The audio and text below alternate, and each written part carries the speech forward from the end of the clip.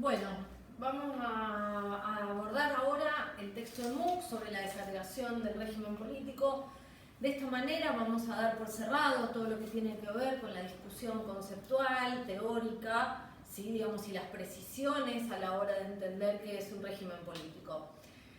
El texto de Munch es un texto esencialmente metodológico, ¿sí? Digamos, si bien por supuesto aborda la cuestión teórica vinculada a qué es un régimen político y cómo podemos generar la tipología de regímenes políticos, fundamentalmente es un texto metodológico porque lo que Munch se va a proponer es en realidad pasar revista, ¿sí? Digamos, sobre cómo se ha tratado el concepto de régimen político fundamentalmente en la literatura vinculada a los procesos de democratización, ¿no? Digamos, el texto de Munch es un texto de mediados de los 90, donde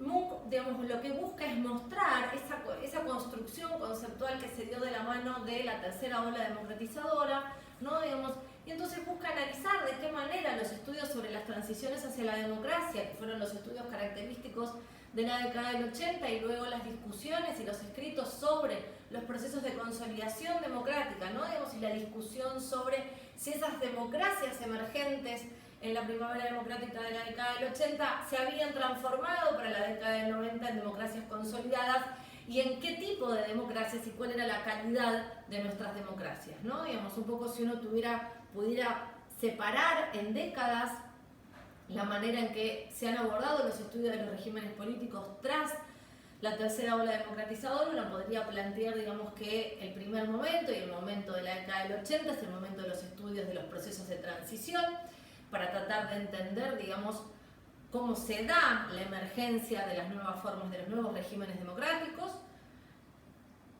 buscar entender por qué colapsaron las décadas precedentes, ¿no? Digamos, la pregunta sobre por qué derrumban las democracias, ¿no? Digamos, la década de los 90 va a ser el momento en el cual nos concentremos en analizar los procesos de consolidación, la discusión esencial, ¿no? Digamos, de cómo lograr la estabilidad en el tiempo, y además de la estabilidad en el tiempo del régimen político democrático, cómo logramos que el régimen democrático no vuelva a colapsar. Es decir, es como el reverso de la pregunta de los 80, ¿no? Si en los 80 nos preguntábamos por qué colapsan, ¿no? Digamos, en los 90 nos preguntamos cómo se mantienen, ¿no? Digamos, entonces la discusión sobre qué tan consolidadas están las democracias latinoamericanas y las democracias emergentes del bloque del Este tras el derrumbe de la Unión Soviética, y qué tipo de democracia consolidaban, para después dar paso a la siguiente discusión respecto de la calidad democrática. Ya no es solamente si somos o no regímenes políticos democráticos,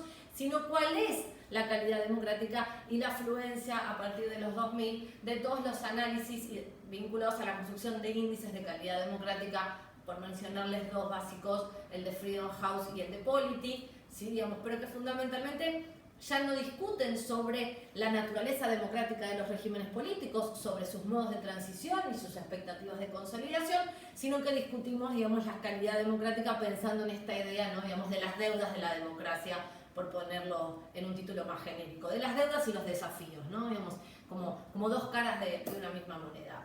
En este contexto, digamos, y en esta base, digamos, el texto de Munch hace una revisión sobre el modo en que la literatura sobre la transición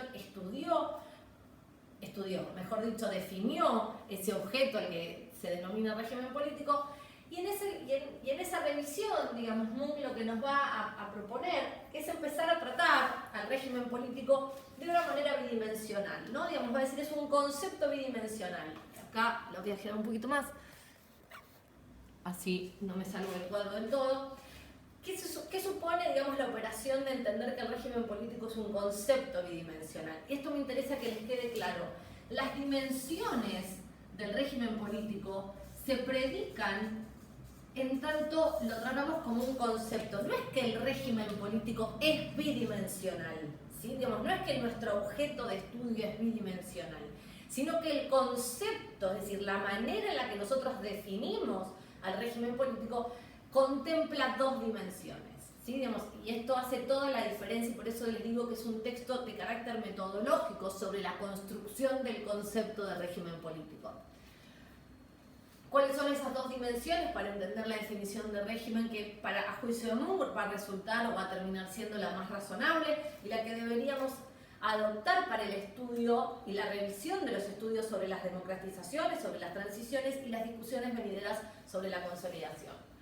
Básicamente lo que Munk va a encontrar es que cuando nosotros trabajamos el concepto de régimen político es fácilmente identificable dos dimensiones, ¿no? Digamos, una dimensión procedimental o la dimensión de las reglas, ¿no? Digamos, y una dimensión actitudinal o de los actores, ¿no? Digamos, los estudios clásicos, inclusive lo veíamos a partir de los análisis de Morlino, ¿no? Digamos, entendíamos que el régimen político tenía que ver con la dimensión procedimental, con esas reglas de juego que básicamente definían tres cosas, ¿no? La cantidad y tipo de actores habilitados para jugar, ¿no? Digamos, quienes estaban permitidos en el ingreso de la competencia política, cuál era el método de acceso al sistema de gobierno y finalmente cuáles eran las reglas para la toma de decisiones, ¿no? Digamos, lo que en su momento nosotros definíamos como reglas de acceso y ejercicio, ¿no? Ahora, lo cierto es, va a decir Munk, que la mirada exclusivamente procedimental sobre la naturaleza del régimen político deja fuera todo el análisis vinculado a los procesos de instauración y consolidación, ¿sí? Digamos, los estudios sobre la transición, los estudios sobre democratización, va a decir Munk, no versan solamente sobre los procesos de transición, sino que fundamentalmente se concentran en analizar los procesos de instauración y de consolidación de esos regímenes políticos. Por lo tanto, en la incorporación, digamos, de que la transición tiene un principio y un final, ¿no? Digamos, y que luego de la transición existe el proceso de instauración y luego el proceso de consolidación del régimen político, si lo comparamos en relación a lo que veíamos con Molinos, en esas fases, ¿sí? Digamos, de las secuencias del cambio político, Munk va a entender que la segunda dimensión que aparece en los estudios de régimen político y que deberíamos considerar como parte integrante de la definición de régimen es la dimensión de los actores o la dimensión actitudinal.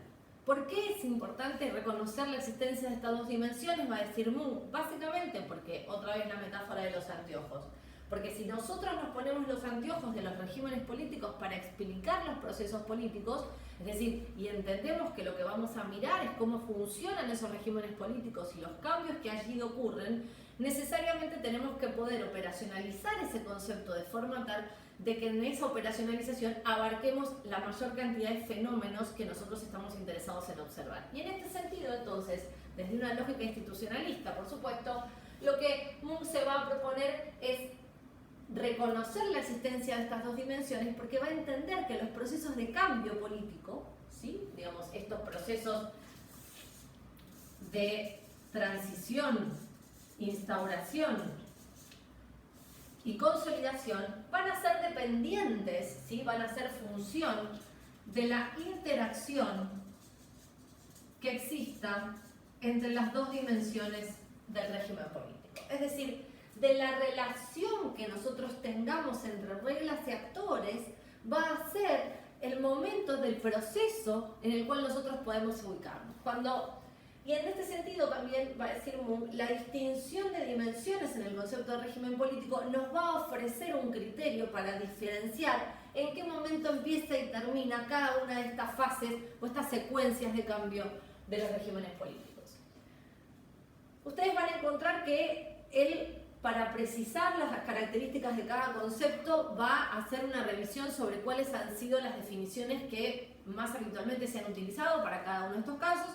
Va a hacer pie fundamentalmente en lo que es la Biblia para el estudio de los procesos de democratizaciones, que es los famosos 4 volúmenes o 4 libros, sí, 4 libros de O'Donnell, Schmitter y Whitehead, ¿no? Digamos, transiciones desde un gobierno autoritario, donde básicamente en esos 4 libros, digamos, que contienen compilaciones y escritos de diferentes politólogos, fundamentalmente lo que aparece es la idea, ¿no? Digamos, de la transición y la consolidación. En algún punto los estudios de la transición, va a decir Munk, formulados en la década del 80, compartían una idea de sesgo normativo en relación a la consolidación, ¿no? Digamos, la consolidación de la democracia era algo que iba a suceder.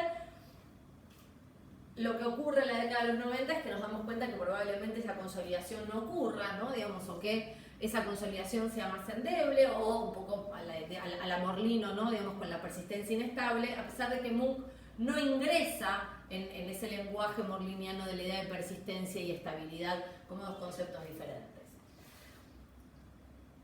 ¿Para qué entonces nos sirve la división en dos dimensiones del concepto de régimen? Para poder distinguir en qué periodo estamos. Básicamente, en este sentido, Munch va a separar, ¿no? Digamos, lo que son las características propias del proceso de cambio de cuál es el resultado de ese proceso, o de ese momento, mejor dicho. Entonces, la transición, va a decir Munch, volviendo otra vez para pararse sobre Donnell, Schmitter y Whitehead, es un interregno de tiempo, dice, donde las reglas del viejo régimen ya no aplican y las reglas del nuevo régimen no están definidas por completo, ¿no? Digamos, la transición, va a decir, es el momento de la creación de las nuevas reglas y es en el paso de esas reglas a que sean consideradas y aceptadas estratégica o normativamente por los actores, que tenemos la salida de la transición para empezar a pensar en la institucionalización, ¿no? Digamos, es como si la dimensión procedimental aplicara, ¿sí? Digamos, en tanto y en cuanto es el momento para definir cuántos, quiénes y cómo, ¿sí? Digamos, vuelvo sobre la idea, porque me perdí, puede pasar que grabando una clase uno se pierda. Vuelvo a decir, cuando nosotros pensamos en la dimensión de las reglas y pensamos el pasaje del momento de la transición hacia la institucionalización para luego producir la consolidación del régimen político, lo que vemos es que en el momento de la transición lo que claramente está en juego es la dimensión procedimental, ¿no? Digamos, el momento de la transición es el momento de definición de cuáles van a ser las reglas de juego del nuevo régimen político, tiene que ver con esto, ¿no? Digamos, entonces, la dimensión procedimental nos permite distinguir el proceso de la transición. En el momento que nosotros involucramos la idea de institucionalización, va a señalar Munch, lo que empezamos a involucrar es la interacción entre los actores que son definidos por estas reglas y que además ya forman parte de la comunidad política en la cual ese régimen político se inserta y sobre la cual, por supuesto, opera y gobierna, ¿no es cierto? Entonces, en este sentido, se va a distinguir la idea de la aceptación estratégica o instrumental, y en este sentido la aceptación estratégica e instrumental en realidad lo que va a significar es que yo no requiero de una aceptación normativa, ¿no? Digamos, en el momento de la institucionalización a mí no me importa si todos los actores definidos por las reglas tienen un compromiso normativo con las reglas del nuevo régimen. Lo que me importa es que no tengan un rechazo estratégico ni tampoco un rechazo normativo. Fundamentalmente va a partir de la idea, ¿no? Digamos, de que si en la institucionalización lo que tengo es una aceptación estratégica e instrumental no normativa por parte de los actores relevantes, la diferencia, ¿sí?, con el proceso de consolidación es que la aceptación debe ser normativa, ¿sí? Y las Fuerzas Armadas pueden no tener una aceptación normativa, pero no deben tener un rechazo normativo, ¿no? Digamos, la aceptación estratégica supone básicamente que acepto que estas son las reglas de juego y en principio no tengo poder de fuego para cambiarlas, ¿no? Digamos, la aceptación normativa de las reglas supone que no hay espacio para discutir esas reglas que expresan un poco lo que hablábamos en relación a los valores, a la dimensión valorativa. Fíjense que Munch abandona la dimensión valorativa, se concentra solo en las reglas en términos de cómo opera el proceso de elección, de acceso al gobierno y de toma de decisiones al interior del gobierno. Entonces, lo importante es entender que cuando nosotros pasamos de la transición a la consolidación, lo que vemos es esta interacción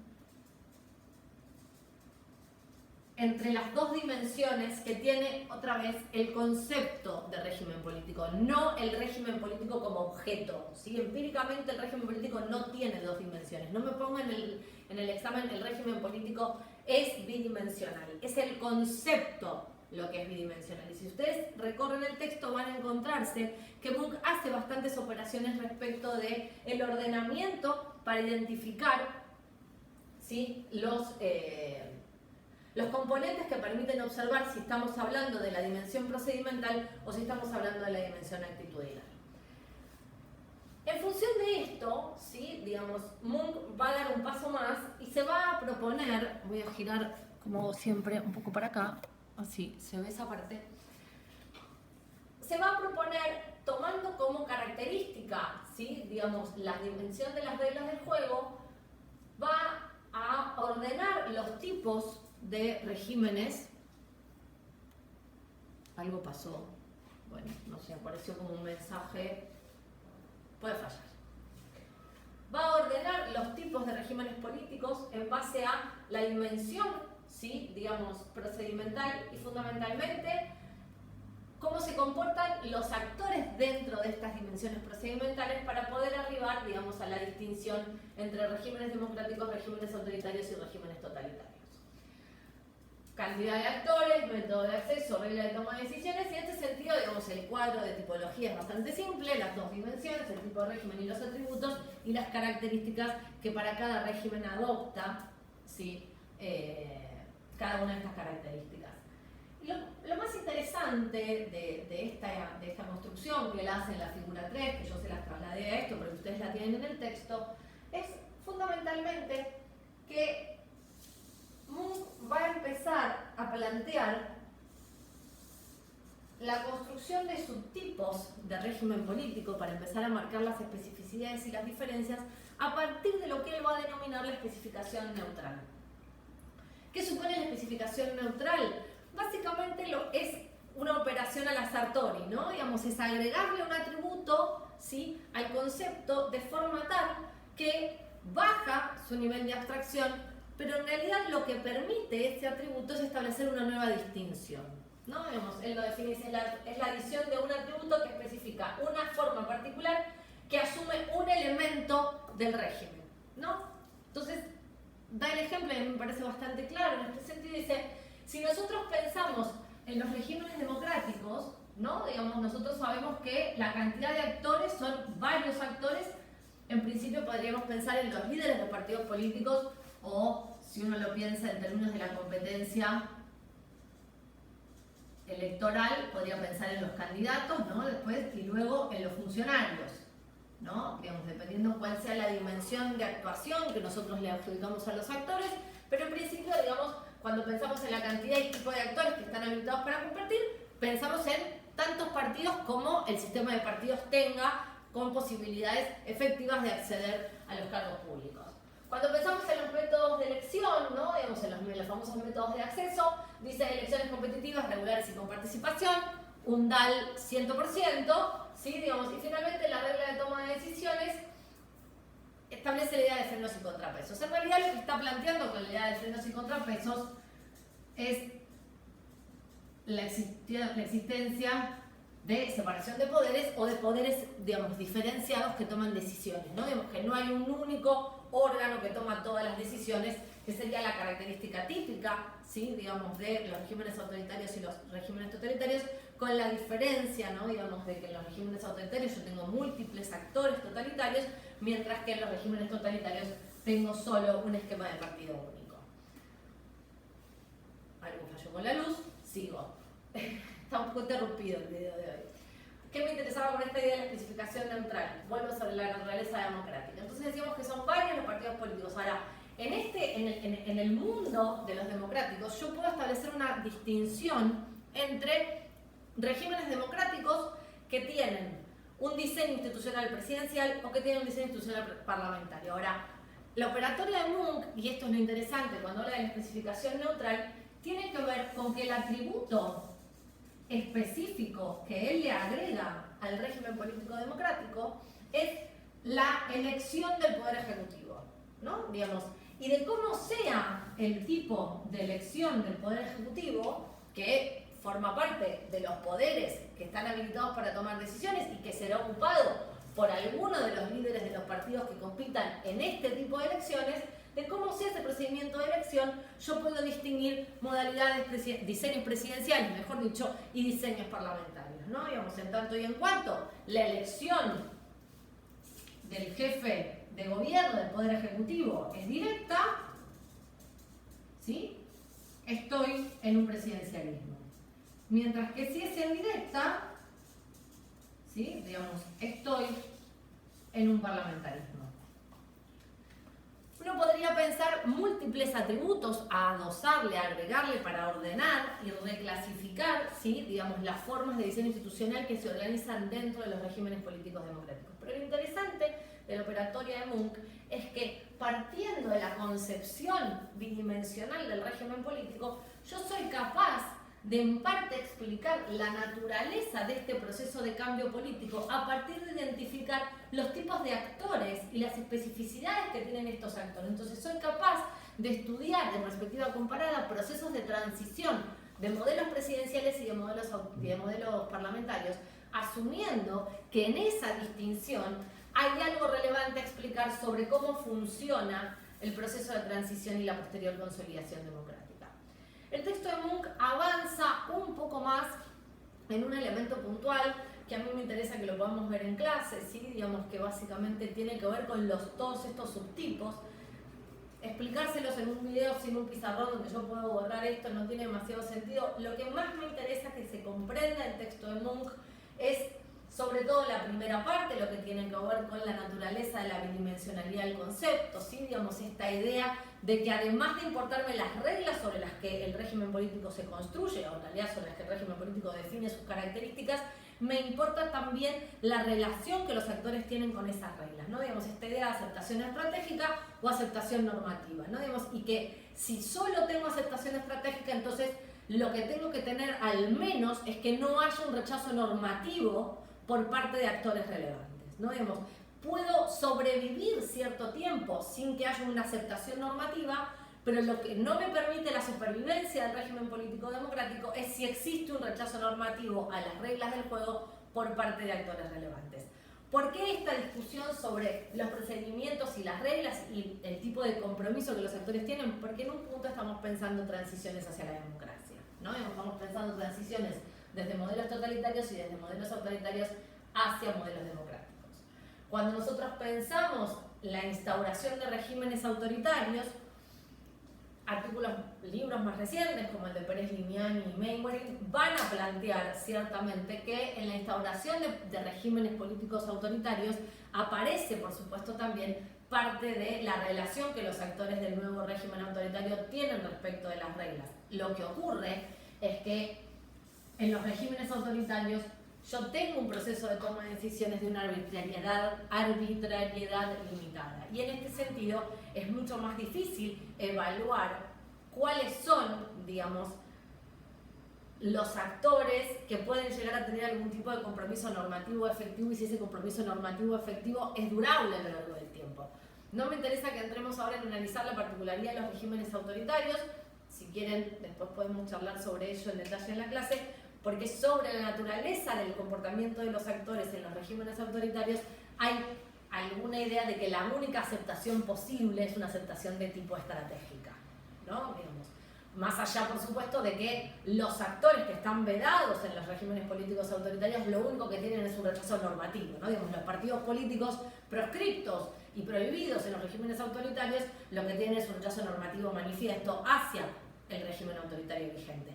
Pero como los partidos políticos no están habilitados para jugar, ¿sí? Digamos, lo que deberíamos pensar es cuáles son los actores de los regímenes autoritarios para tratar de entender el tipo de compromiso que pueden enfrentar o que pueden tener respecto de las reglas del régimen. Sabiendo que la característica de los regímenes autoritarios es la inestabilidad de las reglas, a diferencia de los regímenes totalitarios, ¿no? Digamos, en ese sentido, si uno piensa democracia y totalitarismo como opuestos, ¿sí? Digamos, la estabilidad en la definición de las reglas del juego democrático es equivalente a cierta estabilidad en las reglas del juego del totalitarismo, ¿no? Digamos, uno sabe que en las reglas del juego del totalitarismo hay una sola, que es que el líder absoluto todo lo decide y que en realidad lo que se privilegia en el régimen totalitario es la existencia de partido único. Y ahí aparece todo un interesante estudio sobre cuáles son las características que tienen los partidos únicos y cómo son los procesos de decisión al interior de los partidos únicos, ¿no? Digamos, uno podría pensar, digamos, en el partido único chino, en el PSC, ¿no? Digamos, o en el partido único de, sobre todo, en en la Rusia post-Stalin, ¿no? Digamos, donde se da ese proceso de institucionalización no ya del liderazgo stalinista, sino del PC ruso, por supuesto, en relación al modelo excepcional de totalitarismo que representó el nazismo en Alemania, ¿no? Digamos, con ese doble juego, ¿no? Digamos, las cosas se deciden al interior del partido, pero a la vez el líder de ese partido único tiene arbitrariedad ilimitada, ¿no? Entonces, bueno, ahí aparece otra relación, ¿no? Digamos, y muchas veces en los partidos únicos, en los modelos totalitarios, uno es capaz de ver que el resto de los actores del régimen político totalitario no tienen más opción que aceptar las reglas, porque si no quedan afuera de todo, ¿no? Digamos, no, es difícil distinguir si la aceptación es estratégica o normativa. Pero bueno, lo que me interesa que les quede claro es esta discusión, la idea de la bidimensionalidad y el momento a partir del cual sobre esa idea de bidimensionalidad, hablo muy rápido y se me lengua la traba, podemos ordenar el mundo de los regímenes políticos en sus tipos y en sus subtipos. La idea de los subtipos me interesa que la tengan presente porque cuando abordemos el texto de Collier y Levitsky de Democracias con Adjetivos, fundamentalmente nos vamos a parar sobre la construcción de subtipos de democracia, donde lo que va a fallar es esta operación de la que Munk nos habla, de la especificación neutral para poder bajar en la escala, aumentar el nivel de especificidad de nuestros conceptos y por lo tanto clasificar mucho mejor el mundo de los regímenes políticos, en particular de los regímenes políticos democráticos. Bueno, espero que les haya quedado claro. Con esto cerramos régimen político. En la clase del lunes vamos a hacer converger, digamos, a Morlino, a Munk y en ese paraguas, digamos, el análisis institucionalista, porque la visión de la naturaleza del compromiso de los actores está basada en una lógica neoinstitucionalista, ¿no? Digamos, esta idea del comportamiento estratégico del actor en términos de que es un actor que está permanentemente operando sobre el cálculo costo-beneficio y donde además la interacción con el otro actor es también estratégica, es decir, el otro no es un parámetro, el otro es un factor que yo tomo en cuenta para decidir mi propio curso de acción en el marco de restricciones e incentivos que me distribuyen estas reglas procedimentales, ¿no? Bueno, espero que haya quedado claro y el lunes vamos a tratar de imbricar las tres expresiones del análisis institucional del régimen político.